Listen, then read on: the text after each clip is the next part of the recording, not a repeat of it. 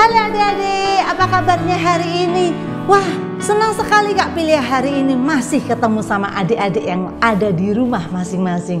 Nah, Kak Pilih tadi dari luar nih. Adik-adik, mungkin sekarang kita sudah mulai sering keluar rumah ya. Mungkin pergi makan, mungkin kadang-kadang pergi liburan, mungkin juga kadang-kadang ada juga yang sudah masuk sekolah. Adik-adik, jangan lupa tetap pakai protokol kita. Apa? Masker. Kemudian kalau sudah sampai rumah nih, apa yang harus pertama kali kita lakukan? Cuci tangan. Nah, jadi harus cuci tangan nih pakai sabun sama pakai air yang bersih ya. Nih, hari ini Kak Pilih pakai dulu hand sanitizer. Nanti baru Kak Pilih akan cuci tangan pakai sabun. Nah, adik-adik, kita sudah ada di dalam pandemi ini hampir 2 tahun, hampir 2 tahun, ya kira-kira 1 tahun lebih 7 bulanan ya. Nah, tapi kita bersyukur adik-adik, kita bisa melewati setiap masa-masa dalam pandemi ini. Kadang-kadang pandemi ini, kadang-kadang banyak yang kena, lagi memuncak, kadang-kadang turun. Nanti naik lagi banyak yang kena sakit COVID, terus turun lagi. Tapi kita bersyukur karena kita melihat betapa Tuhan Yesus kita sungguh baik dalam hidup kita. Setiap masalah yang kita alami, boleh Tuhan beri jalan keluar. Adik-adik, kita akan nyanyikan sebuah lagu. Tiada berkesudahan kasih setiamu Tuhan. Tuhan Yesus baik.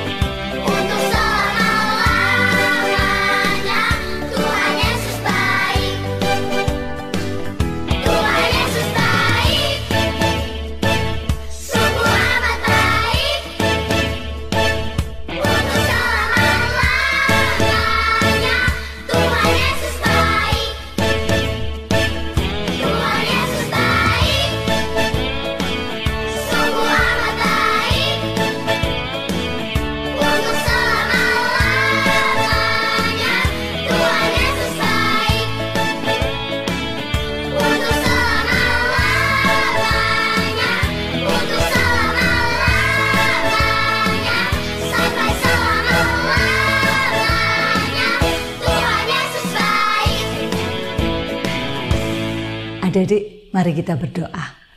Tuhan Yesus, Sungguh kami melihat kebaikan Tuhan yang melimpah dalam hidup kami.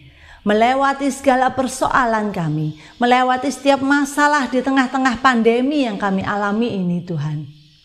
Tapi kami melihat betapa Tuhan sungguh baik pada kami. Betapa pertolongan Tuhan selalu tepat waktu bagi kami. Sehingga sampai hari ini kami masih boleh ada di hadapan Tuhan. Kami masih boleh datang beribadah kepada Tuhan. Sungguh kami bersyukur Tuhan. Tuhan, hari ini kami ingin beribadah. Biarlah kiranya ibadah kami ini boleh menyenangkan hati Tuhan. Dan Tuhan Yesus berbicaralah kepada kami melalui ibadah hari ini.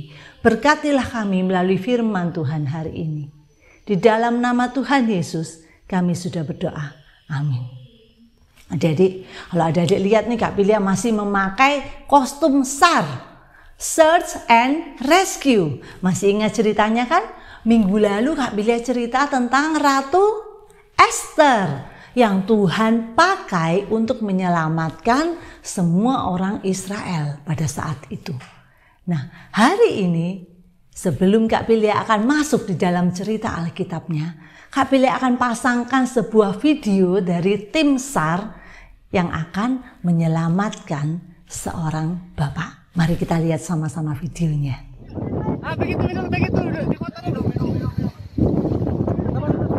Aksi penyelamatan korban kapal tenggelam ini dilakukan oleh tim Polair Kepolisian Wakatobi, Sulawesi Tenggara. Terlihat korban tenggelam menggunakan balok kayu untuk bertahan agar tetap bisa mengapung di tengah derasnya arus laut.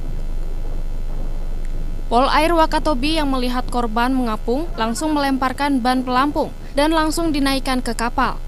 Korban diketahui bernama Lasahrun yang langsung dilarikan ke Rujab Kapolres Wakatobi untuk mendapatkan perawatan. Sementara itu, 2 awak kapal lainnya, Kapil dan Sari, ditemukan oleh kapal nelayan sekitar yang sedang melintas. Keduanya kemudian dinaikkan ke kapal dan dibawa ke puskesmas Kaledupa untuk dirawat. Ketiga kondisi korban kapal tenggelam ini mengaku sangat lemas karena 3 jam terombang-ambing di tengah laut dan dihantam gelombang. Nah adik-adik, kalau di video itu tadi kita lihat ya, bapak itu bisa melewati kesulitannya di tengah laut itu bagaimana caranya? Dia hanya bertahan berpegangan pada sebuah kayu. Pastinya bukan kayak kayunya Kak Pilia yang sapu ini, yang ringan ini nggak akan bisa menahan berat badan kita. Bapak itu berpegangan erat-erat pada sebuah kayu. Dia bertahan sehingga dia bisa tetap berada di atas permukaan air dengan berpegangan pada kayu itu. Bayangkan kalau dia tidak bertahan. Bayangkan kalau saat itu dia melepas pegangannya pada kayu itu. Apa yang akan terjadi? Pasti dia akan tenggelam. Dan dia terus bertahan. Dia bertahan sampai kemudian datang tim SAR yang menyelamatkan dia. Adik-adik, dalam kehidupan kita, setiap orang itu bisa saja loh mengalami persoalan, kesulitan, masalah, atau malapetaka, bencana. Sehingga mungkin kita akan merasa kita dalam situasi yang sangat buruk. Situasi yang sangat sulit. Nah, dalam situasi seperti itu, ada satu hal yang Tuhan inginkan supaya kita bisa lakukan, yaitu apa? Bertahan. Bertahan. Apa sih bertahan itu? Bertahan itu berarti ya, 1, tidak beranjak atau tidak mundur. Ya, bertahan itu berarti nggak boleh mundur. Yang kedua, bertahan itu berarti kita mempertahankan diri terhadap segala serangan atau godaan dari iblis. Yang ketiga, bertahan itu berarti tidak menyerah atau never give up.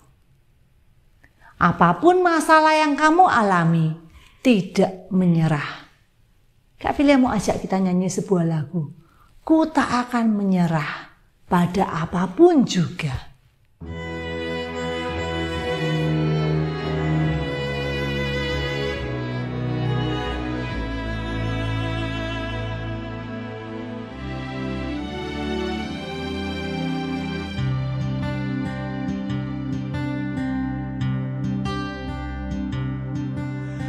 dalam segala perkara. Tuhan punya rencana yang lebih besar dari semua yang terpikirkan.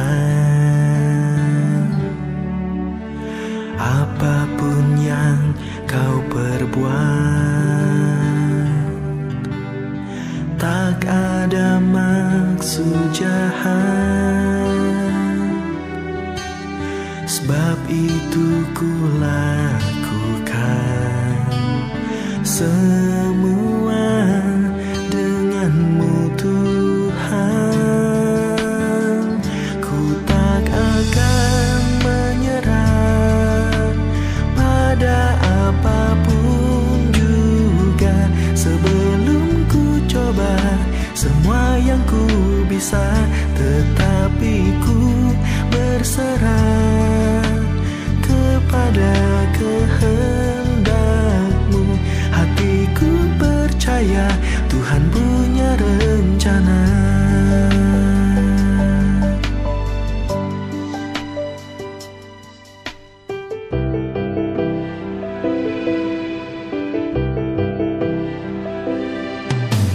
Dalam segala perkara,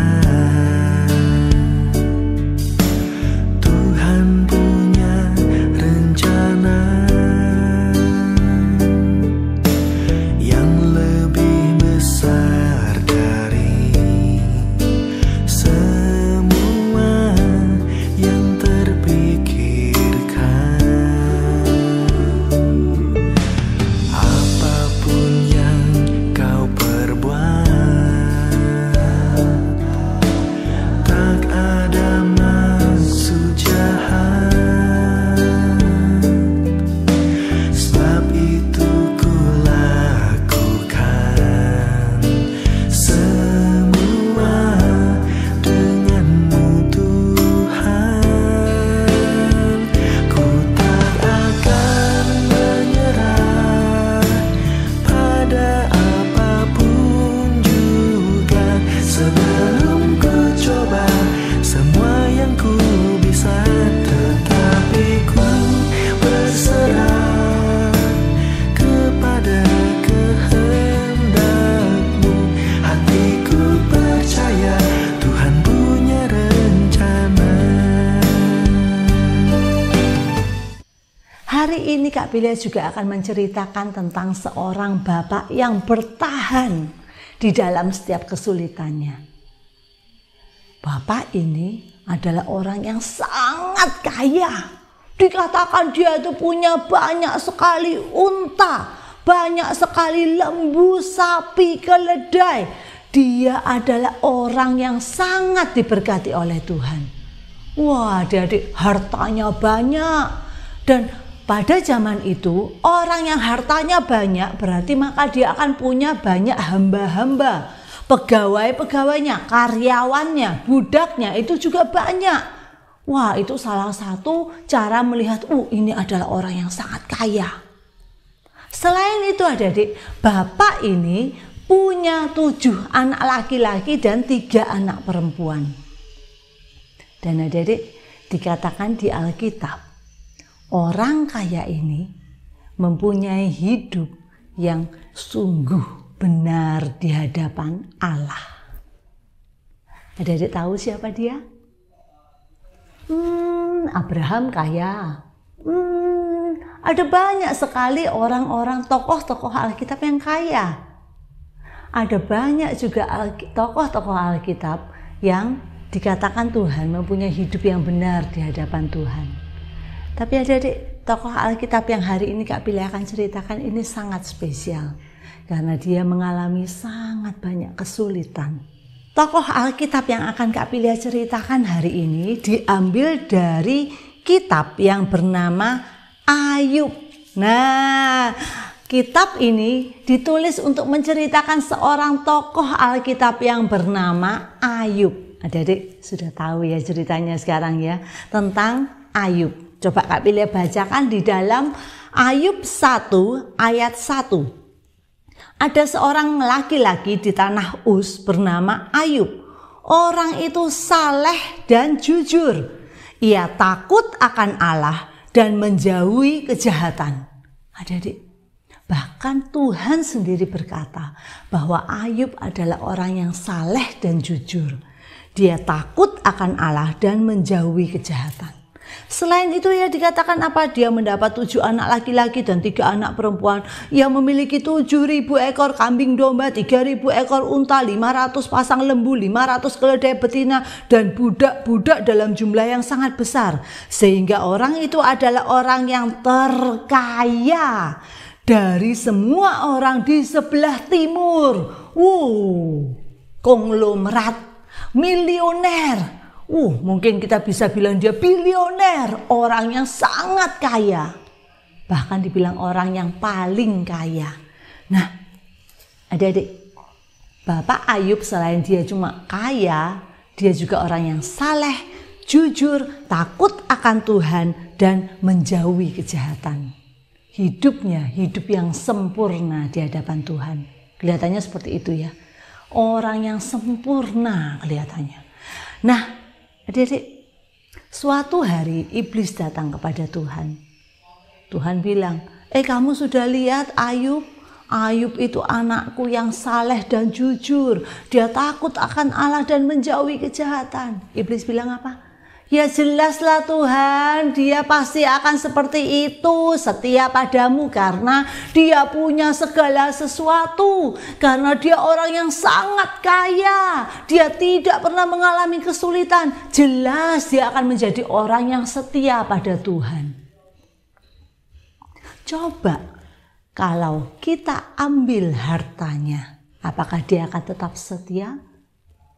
Maka kemudian Tuhan mengizinkan iblis untuk melakukannya. Adik-adik, Tuhan tidak memberi percobaan itu kepada Ayub. Iblis yang memberi pencobaan itu kepada Ayub dengan tujuan supaya Ayub pergi dari hadapan Tuhan, supaya Ayub tidak lagi menjadi anak Tuhan yang taat dan setia.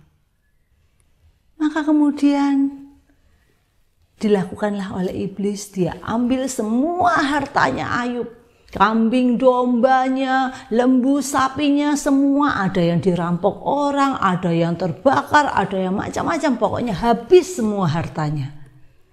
Dan pada saat yang bersamaan, dikatakan juga 10 orang anak Ayub itu mati di dalam sebuah musibah.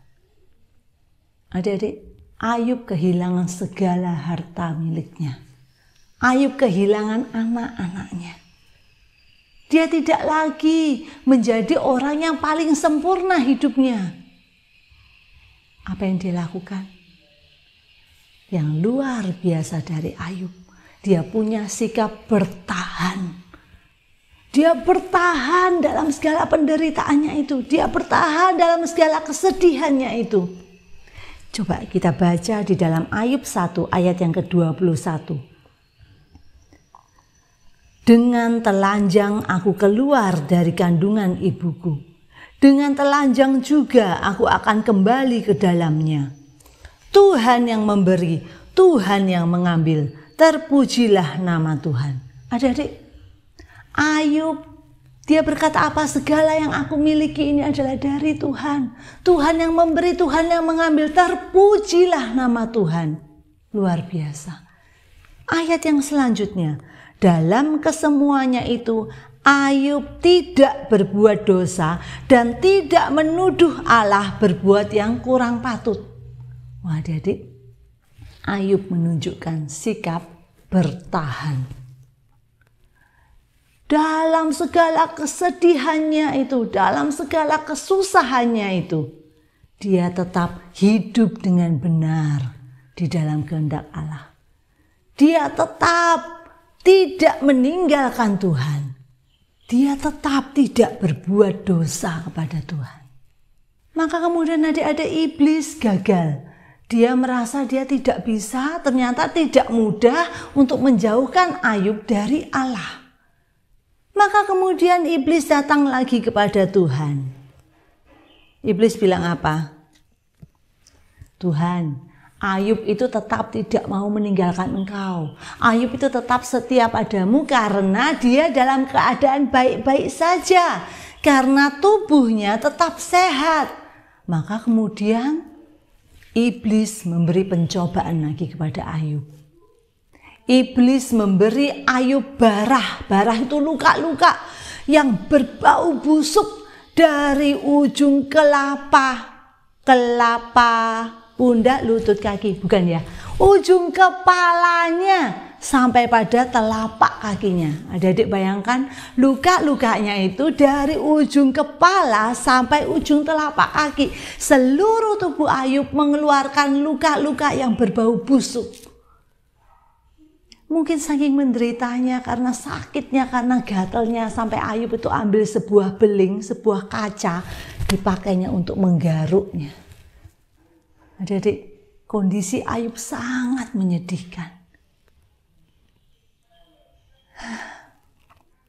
Maka kemudian istrinya datang kepada Ayub. Istrinya bilang gini, masih bertekunkah engkau dalam kesalehanmu? Kutukilah Allahmu dan matilah. Istrinya bilang gitu, adik-adik. Tetapi jawab Ayub kepadanya, ayat yang ke-10. Engkau berbicara seperti perempuan gila. Apakah kita mau menerima yang baik dari Allah, tetapi tidak mau menerima yang buruk? Dalam kesemuanya itu, Ayub tidak berbuat dosa dengan bibirnya. Luar biasa, adik-adik. Ayub menunjukkan sikap bertahan. Di tengah-tengah kesakitannya, penderitaannya, yang tubuhnya luka-luka luar biasa sakit dan gatalnya itu mungkin ya, dia tetap tidak berbuat dosa dengan bibirnya. Dia bertahan dalam kesalehannya. Adik-adik, kisah Ayub ini menunjukkan ketekunannya, menunjukkan bahwa dia bertahan pada Allah yang hidup. Tetapi adik-adik, Allah kita tidak tinggal diam.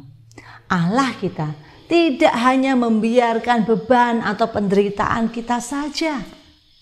Allah itu berikan kita ketekunan, berikan kita kemampuan untuk bertahan.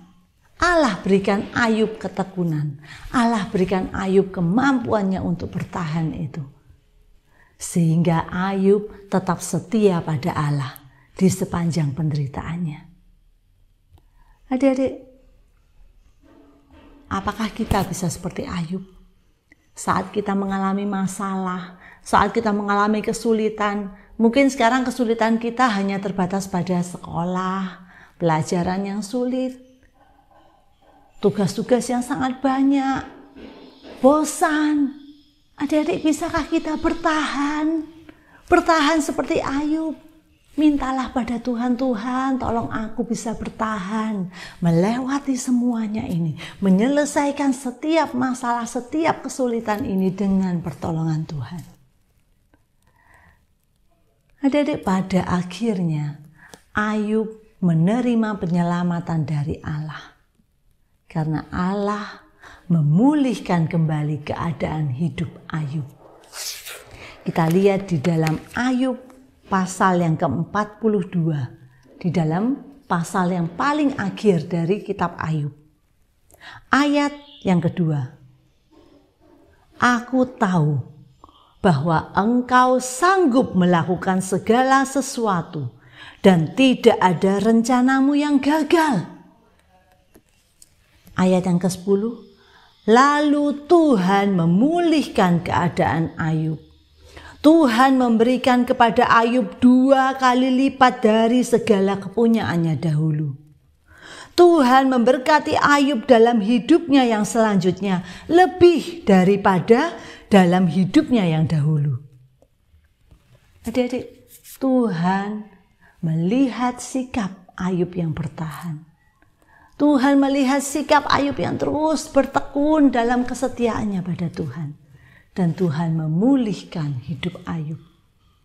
Tuhan berikan hartanya kembali 2 kali lipat dari yang dulu dia punya. Tuhan berikan dia lagi anak laki-laki 7 orang dan anak perempuan 3 orang. Bahkan dikatakan anak-anak perempuannya adalah anak-anak yang tercantik di daerah itu.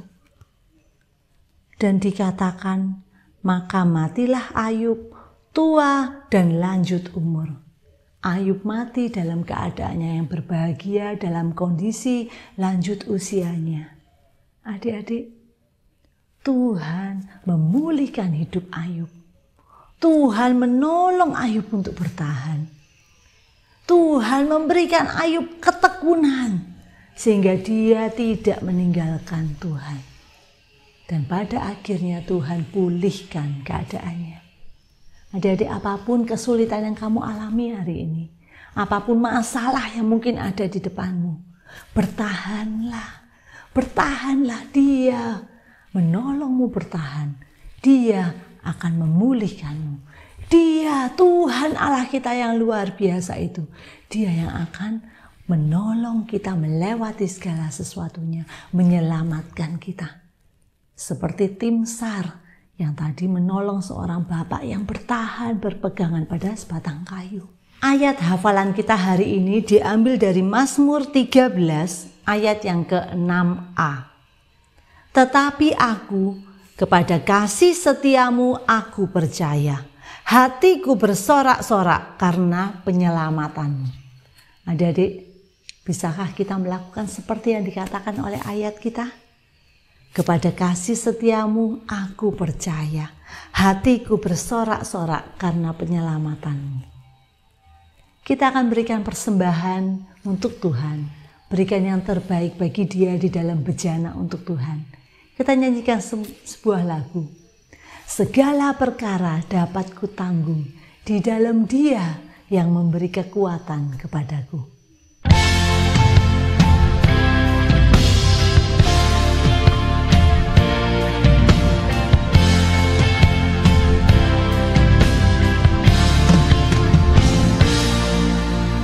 Penolong yang selalu setia,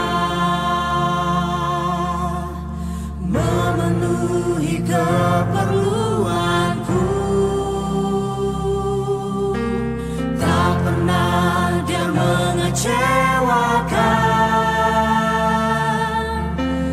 Yesusku tak pernah gagal.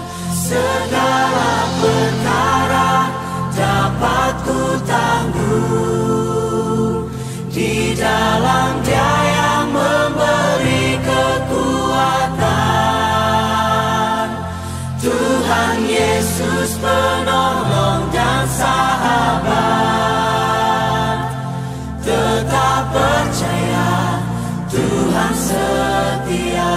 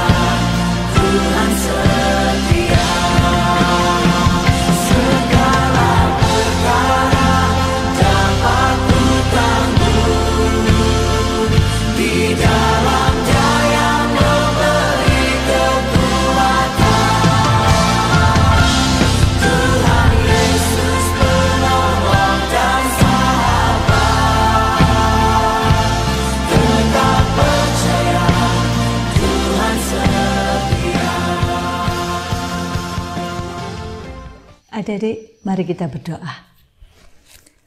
Tuhan Yesus, kami sungguh bersyukur Tuhan, karena Engkau memberi kami ketekunan, Engkau memberi kami sikap bertahan Tuhan. Tolong kami boleh bertahan di dalam setiap kesulitan kami, bertahan di dalam setiap penderitaan yang kami alami, bertahan di dalam setiap masalah kami Tuhan. Biarlah kiranya semua yang kami alami ini Tuhan tidak membawa kami jauh dari Tuhan, tetapi justru membawa kami semakin dekat, semakin bergantung pada Tuhan. Dan saat kami bertahan di hadapan Tuhan, Tuhan akan menolong kami, Tuhan akan menyelamatkan kami, Tuhan akan memulihkan kami. Terima kasih Tuhan Yesus. Terima kasih untuk ibadah pada hari ini. Berkatilah setiap kami. Di dalam nama Tuhan Yesus kami sudah berdoa. Amin. Adik-adik, ibadah kita sudah selesai. Kita akan ketemu lagi minggu depan di channel YouTube kita. Jangan lupa adik-adik bisa sharekan link YouTube kita kepada teman-teman yang lain supaya mereka pun bisa melihat dan mengikuti ibadah sekolah minggu kita. Stay safe, stay healthy, keep praying, and God bless you all. Bye-bye.